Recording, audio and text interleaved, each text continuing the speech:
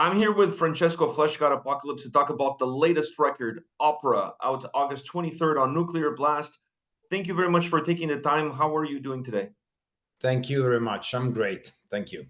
Thank you. So let's talk about this record because when I think of opera, sometimes I think of Greek tragedies. We almost had an Italian tragedy in our hands with the accident that happened to you. Um, how were you able to digest everything that you went through and then convert all of that into what this record turns out to be musically and obviously lyrically? I think that I've been like how would you, like when you talk about digesting it, I don't think I had digested it yet. Maybe I just started by doing the album. I mean, putting this my story into the album in terms of sound and lyrics was definitely part of an healing process that needed to happen through the sharing of this. Like I couldn't fix myself by myself, especially psychologically. So the main thing was to share this with the people, and so I think I really started digesting the thing when we started writing the music, and some fears, some feelings, some very bad feelings actually, or bad thoughts that I had, were shared with other people, and I could like count on them, and they shared the pain, even the physical pain, because in a way, when you know that somebody is there and is fighting with you, in a way you feel a little bit more it's some kind of painkiller, I would say, so because the mind makes a lot, and the feeling of having like the right people around that supports you, it's some kind of painkiller actually. So yes, I digested it through the process, and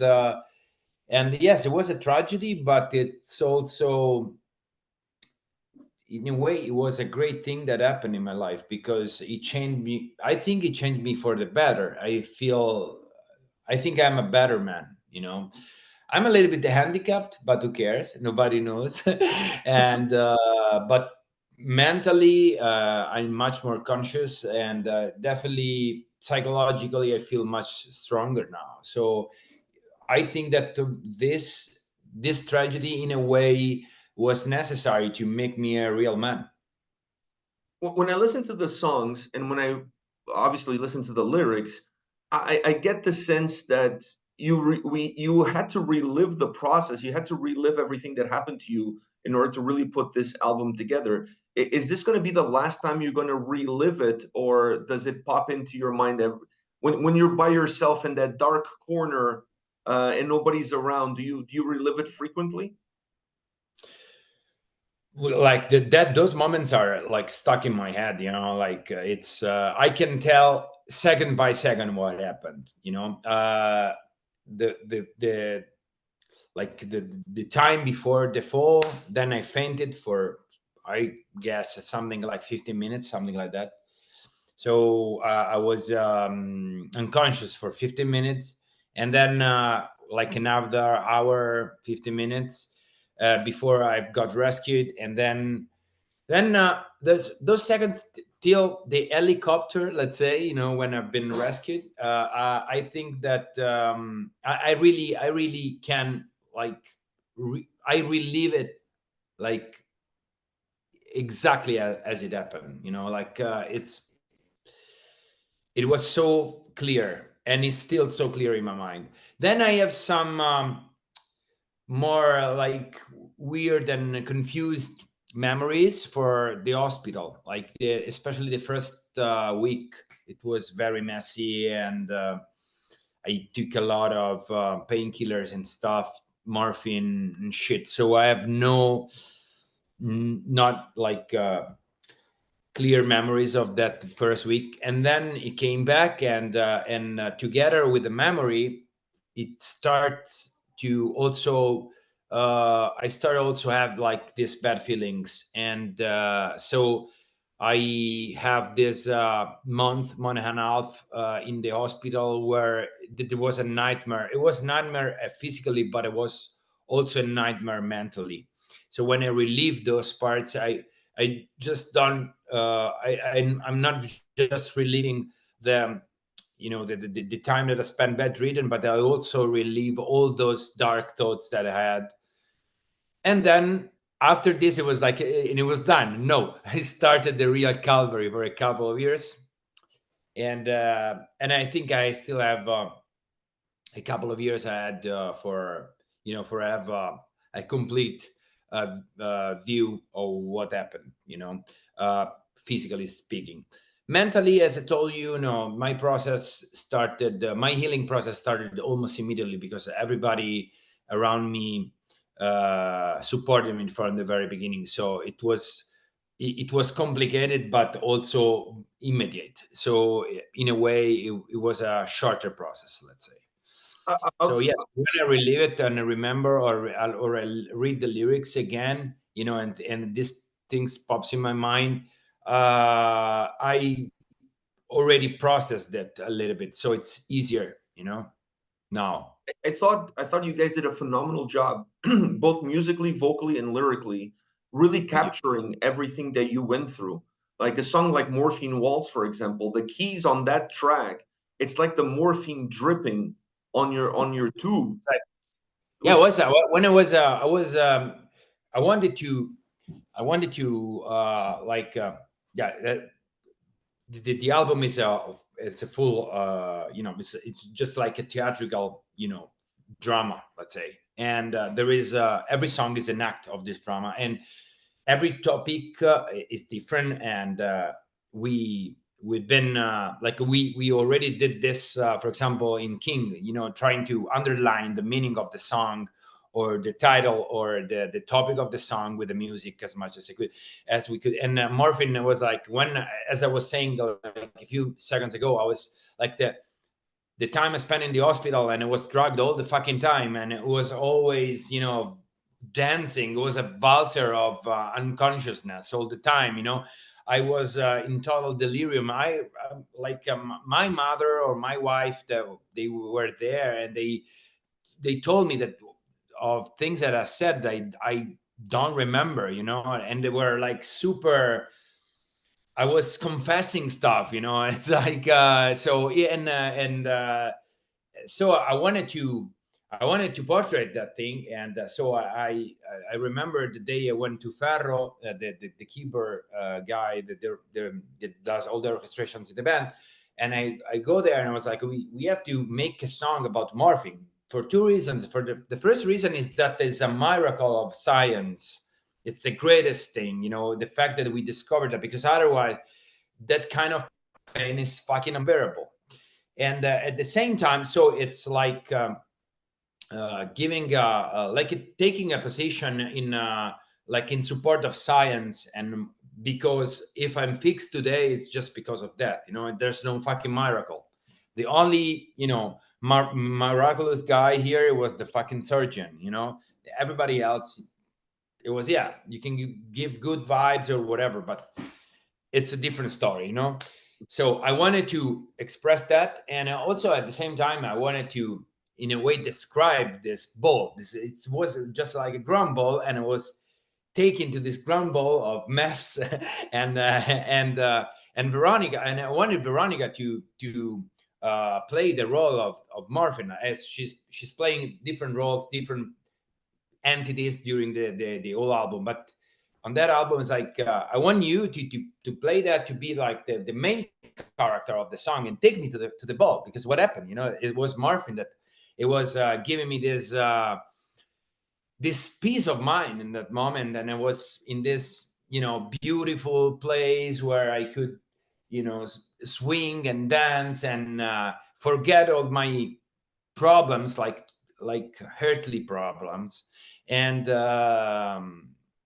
so yes, we did that in that song, and similar things in others. And when we listened to the song, we were like, it sounds like a joke, but it's a super serious song. And it's that's great, because you involuntarily achieve something that wasn't on the plan.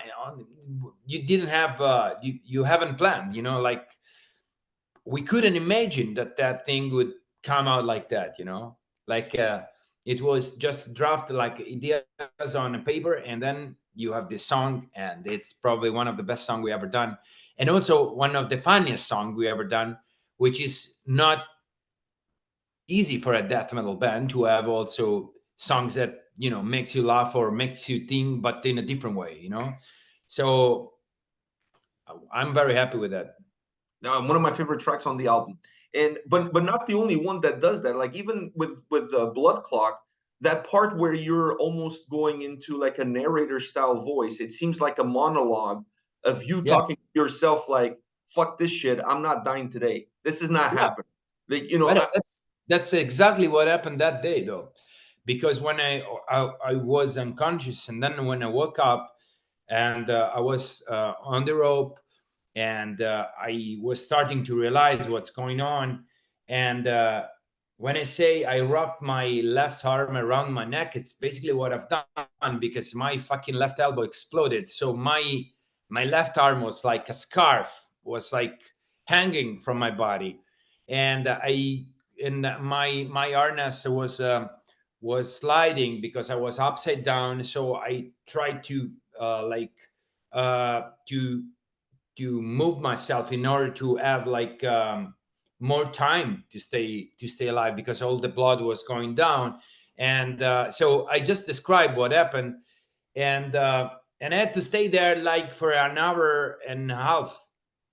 So it was like an ending, and every minute was a different problem, because then I started feeling bad on my leg, and then I felt leg on my shoulders, and I felt pain on the shoulders, and then I started not feeling the legs anymore because I was upside down. It was a mess, and I wanted to, and and the fear. If I hurt the bone, the backbones, for example, or stuff like that. So you start trying to move everything to see if you're paralyzed or not, and it's like a super, you freak out, and I've heard this thing, when you have an accident, you have to stay immobilized, and I was on a fucking rope, and I was like, how can I stay immobilized here? So I tried to put my arm like this, and try to figure out with I still had some gear there. And after a half an hour, one of the climbing partner made it to me. He reached me, and it basically hugged me, and we stayed there for an hour. And he helped me a lot, because he helped me to stand a little bit more. So my blood was going down back to the lower part of my body, and I felt like better. I could breathe better. So it was amazing. And so yes, that when I describe that thing, and I say that my soul is disappearing, it's like how I felt. It was like, imagine it was total silence, just the wind, nothing. You're there. It's like 1,000 meters wall, and three people in total, and nothing. And when the helicopter was coming, with the noise of the helicopter was cutting through this silence. It was like uh so weird, because I was there. It was like, imagine to be in the wildest nature, and nothing happens. You hear some like fire voices and stuff like that, and the birds and the wind. But the awkward thing is that I was dying. It was this magical, scenario, but I was the idiot on the fucking rope. So it's well, it's still burning in a way. yeah, So and I figure like creating this record for you, it is a way of healing, and it is a way of bringing other people in, your other family, the band, in and help yeah, you with the healing process. But at the same time, going forward, you're going to have to play some of these songs live. So you're going to have to relive that every But single time you play it. I think that that was the only way to make it. While I'm doing this, like I just started doing the interviews for the album, and this is a question and or some kind of statement, a consideration that many people does, which is that this sharing the trauma, sharing what happened, it's mandatory. It's not something that you can avoid. Like, if you are I'm luckier than other people because I'm an artist, I'm a musician, I have a fan base, and I can share with thousands of people. But even if you have, like, if you know two people, you still have to do it. It's like it's so important, because without sharing the pain, without sharing your fears, without sharing your feelings, not even your physical recovery process doesn't work, because your mind is gonna involuntarily fight against that, because the memories are coming back, the sense of guilt is coming back, the fears are coming back, the doubts are, and it's super frustrating. So you have to share it. I have to tell this to my wife, this to my parents, and what I've done in the album, basically, I told my story. And when you say, you think probably we're going to play Blood Clock forever, because the feedback we got for this song is amazing, and every night I'm going to stay there and remember that day. And it's important, because it's still, I will never be fixed 100%. My healing process will last forever. So it's just it's some kind of it's a blessing that every night I can remind myself how was it, so I can avoid to go to make the same mistakes, to find myself in the same situations, which is not just climbing, but all my life it was like a weird adventure so far. And many times I fell, and many times I've already went through that. It wasn't physical. This time was also physical, but many times it was psychological. And when I go there and I feel this sense of responsibility for towards my son, towards my wife, my family in general, towards my bandmates and all my fans, and reminds me that I'm like, it takes me to hurt, it takes me down, and that's important for me, because otherwise, your arrogance, you think you can, overcome everything, but it's not. You can overcome everything, but you have to be positive. You cannot just think that sometimes your own negativity is pushing you towards the wrong path. And to avoid that, you have to remind yourself all the time, that you have to make the right choices. So And I think I'm thankful that I have to sing Blood Clock every night for the next, I don't know, 20 years. I'm happy with that decision. That, and you can include Morphine Waltz into that set list as far as I'm concerned. You mentioned Veronica. She plays an incredible role on this album. I think this is the first record where I mentioned this on my review, because I already pre-recorded my album review, that she moved a little bit from the shadows of being in the back, and Yeah. on this record she gets to become a little bit of the main protagonist at times, specifically in a song like "Till Death Do Us Part." What was the thought process first of giving her more room to work, and second, not just using the soprano but using her clean vocals, which are Yeah. phenomenal? Yeah.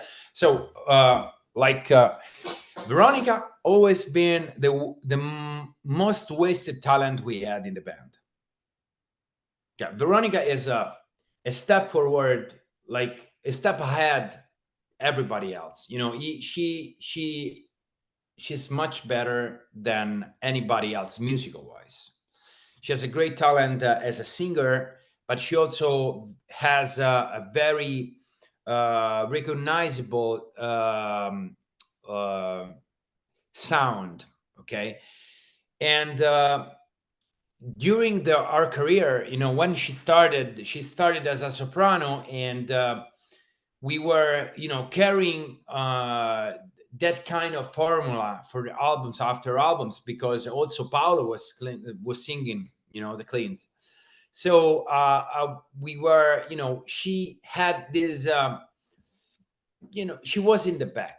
She was in the back. She had sometimes songs that were built around there, but also when we were doing that, we were also always considering as a soprano. So you have epilogue, or you have I don't know, like in Veleno there's The Day Will Be Gone, or like these songs already have her as a protagonist, but she's always, underused.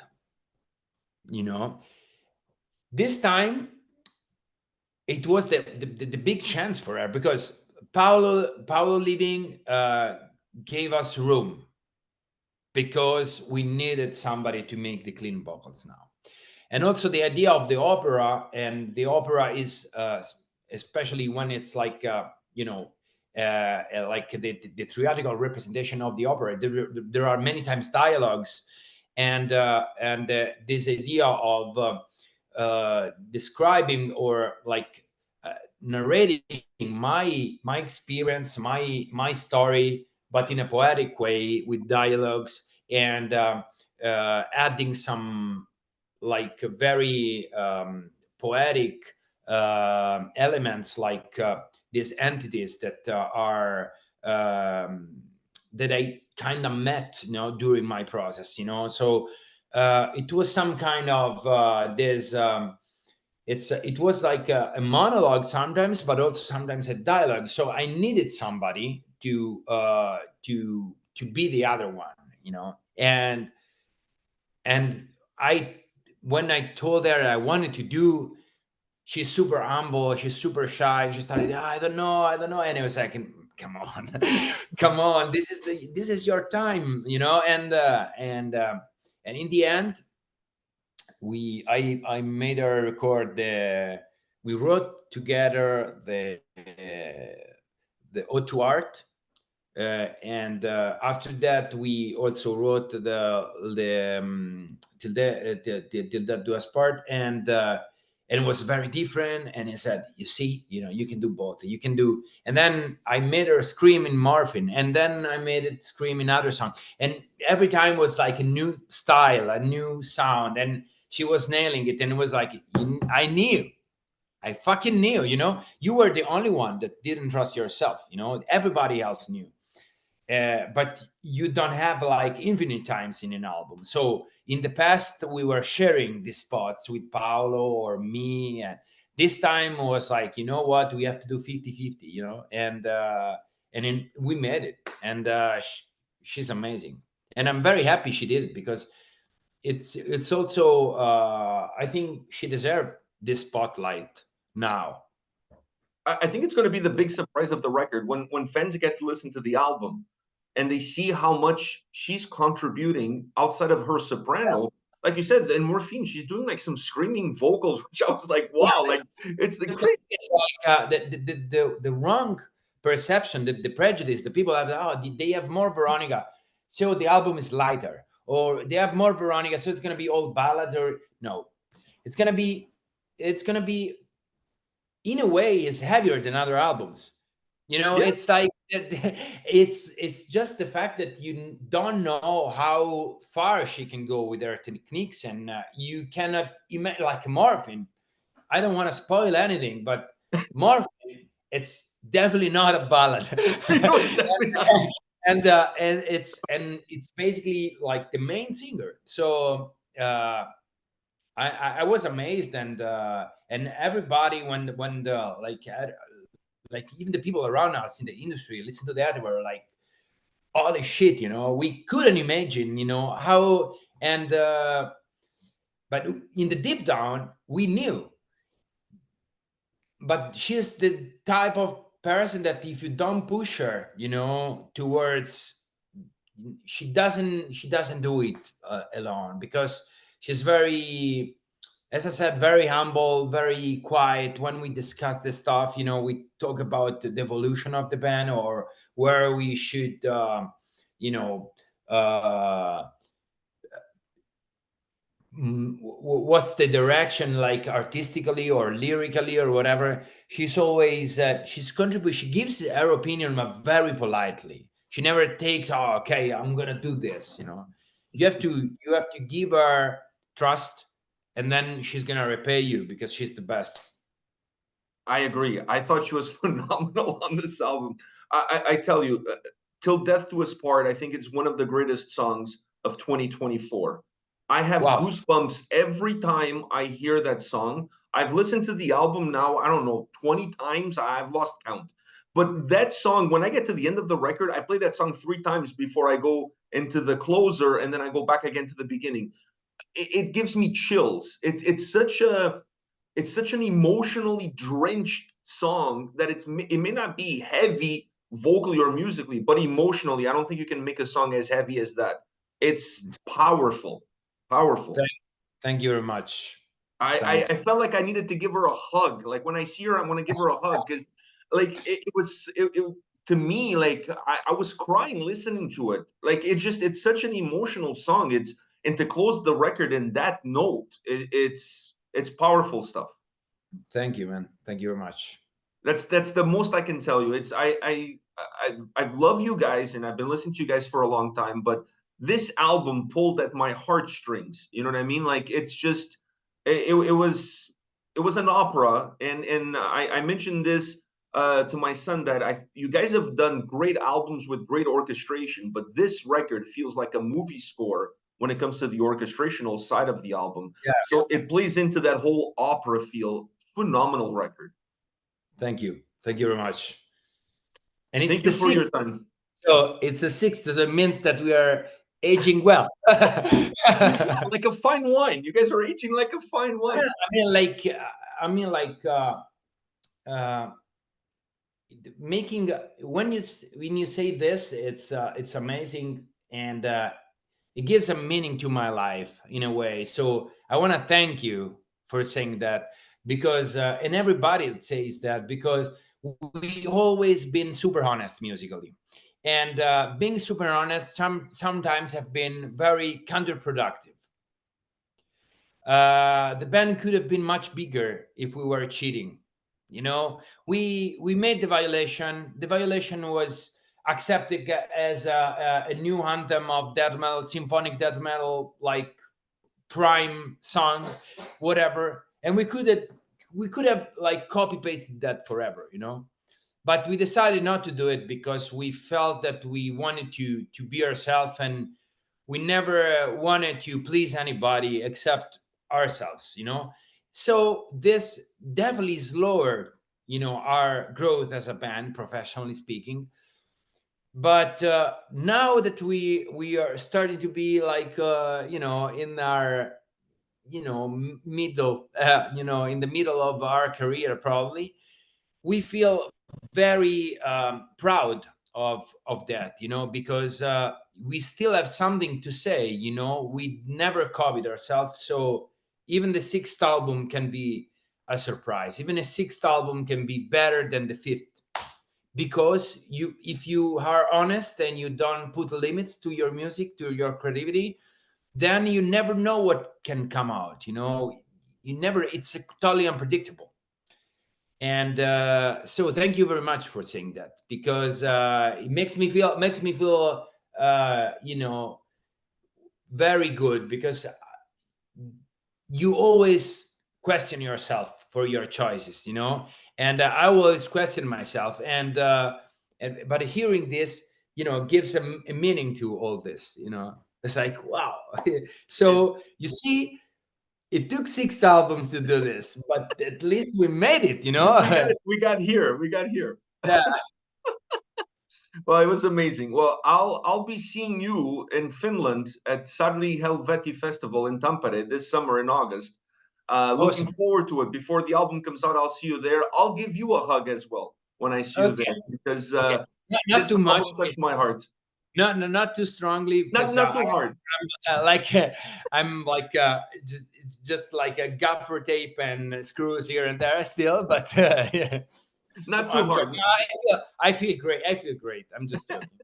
In 10 years, Francesco, I'm going to be completely paralyzed, but it's okay. I'm looking forward to seeing you guys there and sharing some of my thoughts with you guys in person, and thanking you guys for putting a record like this together. Phenomenal work. Thank you for your time today. I really appreciate it. Thank you, man. Thank you. Take Thanks. care, man. Next Bye. time. Goodbye.